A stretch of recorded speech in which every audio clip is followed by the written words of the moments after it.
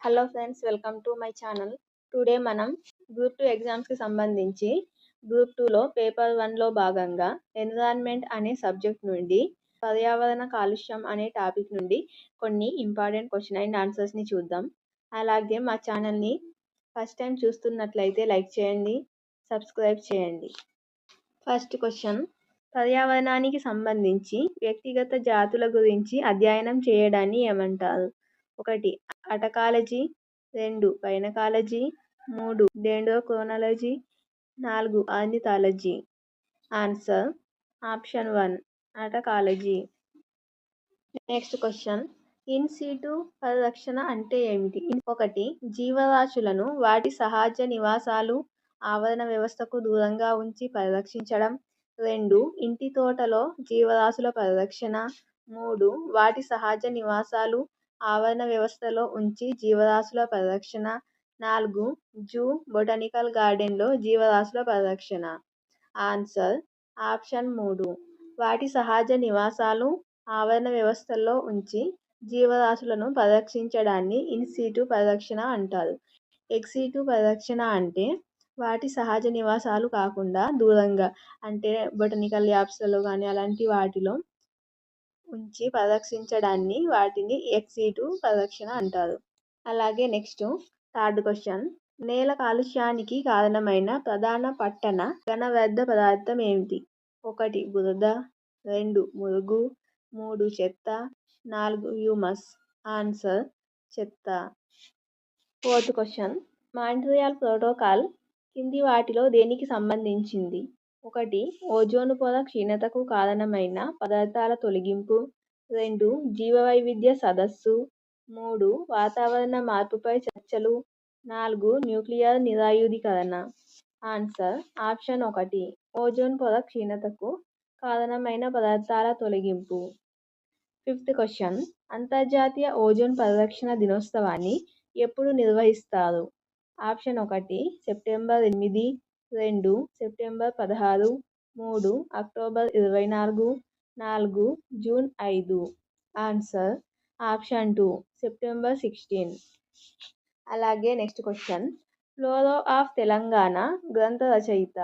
1 Acharya Ramaiah, 2 Acharya Ramanatham, 3 Acharya Purushottam Reddy, 4 Acharya T Pullaiah. Answer option 4 Acharya T Pullaiah. Next seventh question, ఎడారీకరణను నియంత్రించే చర్యలు ఏవి? 1 అటవీకరణ, 2 పంటల పునరావృతం మిశ్రమ పంటలు, 3 మురికి కాలువల ద్వారా లవణ లక్షణాలు తొలగించడం. ఆన్సర్ ఆప్షన్ 1 ఏబిసి అన్నీ సరైనవే. అలాగే నెక్స్ట్ క్వశ్చన్, కింది వాటిలో జీవ వైవిధ్య స్థాయిల్లో చేర్చనిది ఏది?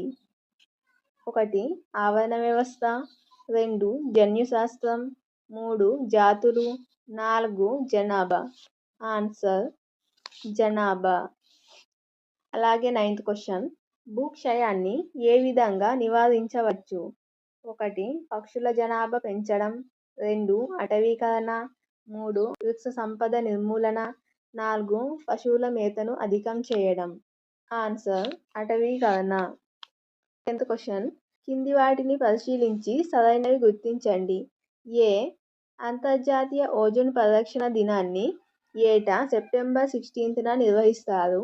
బి 2017లో అంతర్జాతీయ ఓజోన్ పరిరక్షణ దినోత్సవం నేపథ్యం caring for all life under the sun. Answer A B. ఏబిలు రెండు సరైనవే. ఆప్షన్ 1. అలాగే నెక్స్ట్, అత్యధిక శాతం అటవీ విస్తీర్ణం ఉన్న రాష్ట్రం ఏది? 1 జార్ఖండ్, 2 మిజోరాం, 3 అస్సాం, 4 కేరళ.